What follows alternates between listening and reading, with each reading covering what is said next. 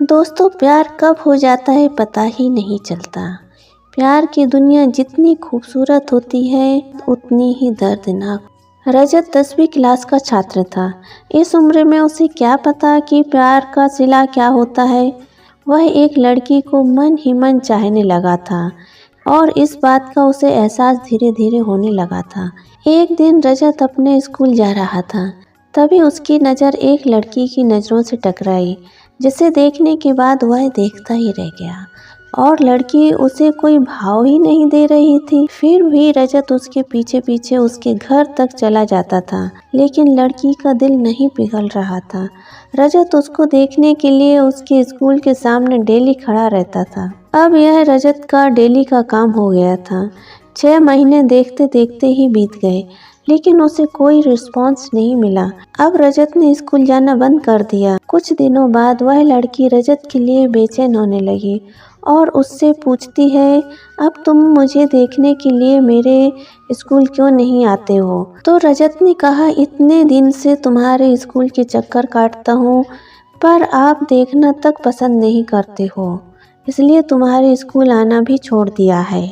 उस लड़की ने कहा कि मैं तुम्हारी परीक्षा ले रही थी। तुम मुझसे कितना प्यार करते हो और मुझे कितना फॉलो करते हो, यह मैं देख रही थी। वैसे मैं भी आपसे बेइंतहा प्यार करती हूँ।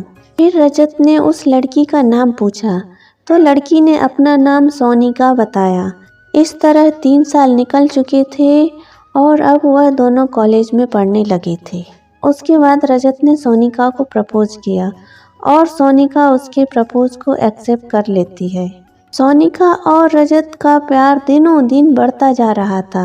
सोनिका और रजत इतना ज़्यादा क्लोज हो जाते हैं कि साथ में घूमना, पार्क जाना, डिनर करना, शॉपिंग करना, यह एक आदत सी बन गई थी। एक दूसरे से मिले बिना रह नहीं पाते थे। रजत और सोनिका का प्यार बहुत गहरा होता चला गया।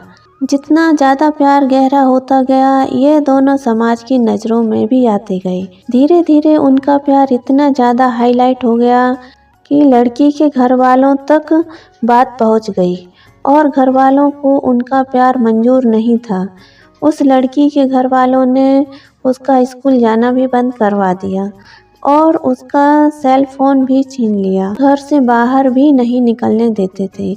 एक तरफ सोनिका रजत के प्यार के लिए तड़प रही थी, उधर रजत भी सोनिका के प्यार के लिए तड़प रहा था। वो दोनों एक दूसरे से प्यार में इतने मजबूर हो गए थे, सिर्फ एक नज़र देखने के लिए तरस गए थे और सोनिका के घर वालों ने उसकी शादी करने का प्लान बना लिया।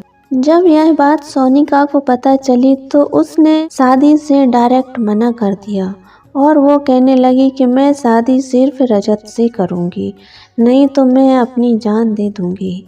यह बात सुनकर भी घर वालों को कोई फ़र्क नहीं पड़ा। उसे मारने पीटने लगे और धमकाने लगे और रजत को मारने की धमकी भी देने लगे। इस कारण सोनिका शादी के लिए तो तैयार हो गई थी, लेकिन उसके दिलो दिमाग में रजत ही था। उसके बाद सोनिका ने रजत को एक लेटर लिखा, मेरे प्रिय रजत, मैं आपको छोड़ना नहीं चाहती, पर क्या करूं, छोड़ना पड़ रहा है।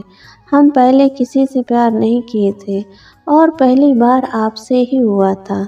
मैं आपको आज से नहीं, बहुत दिनों से चाहती थी। कॉलेज तो एक बहाना था, मैं तो सिर्फ आपको देखने के लिए आती थी। मैं आपको धोखा नहीं दे रही हूँ, मेरी मजबूरी है। ये आपकी ज़िंदगी का सवाल है और मेरे घर वालों ने मेरी शादी तय कर दी है। मैं शादी तो नहीं करना चाहती थी, लेकिन मेरी मजबूरी है क्योंकि मुझे आपकी ज़िंदगी बचानी है और आपको मारने की धमकी दे रहे हैं, इसलिए मुझे मजबूरी में शादी करनी पड़ेगी। प्लीज़ आप मुझे माफ़ कर दीजिएगा, आपकी मजबूर सोनिका। उसके बाद रजत भी सोनिका को लेटर लिखता है, सोनिका, मैं तुम्हें कल भी बेइंतहा मोहब्बत करता था और आज भी तुम्हें बेइंतहा मोहब्बत करता हूँ। मैं तुम्हारे प्यार के लिए कुछ भी कर जाऊँगा। अगर आप नहीं तो फिर यह जिंदगी किस काम की। हम दोनों ने एक साथ जीने मरने की कस्में खाई थी। तुम ऐसे ही मेरा साथ छोड़कर चली जाओगी। तुमने एक बार भी नहीं सोचा कि तुम्हारे सिवा मेरी ज़िंदगी में कोई भी नहीं है। सोनिका, मैं तुम्हें कभी भी नहीं भूल पाऊँगा। जब तक मेरी सांसें चलेंगी तो तुम्हारे नाम से ही चलेंगी। वो ज़िंदगी मुझे नहीं चाहिए जिस ज़िंदगी में तुम ना हो। सोनिका, जब से हम तुमसे बिछड़े हैं तब से तुमसे मिलने की बहुत बार कोशिश की, लेकिन तुम्हारे घर वालों ने मुझे मिलने नहीं दिया। सोनिका, मुझे लगता है कि मेरी ज़िंदगी में खुशी लिखी ही नहीं है। मेरी ज़िंदगी में तो सिर्फ आंसू ही लिखे हैं। अगर तुम मुझे नहीं मिली तो मुझे यह ज़िंदगी भी नहीं चाहिए। और तुम्हारी खुशी जिसमें हो उसमें मेरी खुशी है। यह मेरा आखिरी लेटर है। सोनिका उसका लेटर रो रो कर पढ़ रही थी और उसी दिन उसकी शादी भी थी। सोनिका को रजत से जुदाई बर्दाश्त नहीं हुई, इसलिए सोनिका ने शादी से पहले ही जहर खा लिया, जिसके कारण उसकी मौत हो जाती है और यह सूचना रजत तक पहुंचती है। रजत उसकी मौत का सदमा बर्दाश्त नहीं कर पाता है, जिसके कारण वह भी अपनी जान दे देता है। सच्चे प्यार का अधूरा अंत हो जाता है। प्यार करते हो तो जान देने से अच्छा है उसे निभाना सीखो। दोस्तों, क्या इस कहानी में रजत और सोनिका ने सही निर्णय लिया? क्या उन दोनों प्रेमियों को मौत के अलावा कोई रास्ता नहीं मिला? यह पूरी तरीके से गलत है। आपके अनुसार उन्हें क्या करना चाहिए था? कमेंट करके ज़रूर बताइए। आपका तहे दिल से शुक्रिया। चैनल को सब्सक्राइब कीजिए और वीडियो को लाइक और शेयर कीजिए। फिर मिलेंगे। जय हिंद, जय भारत।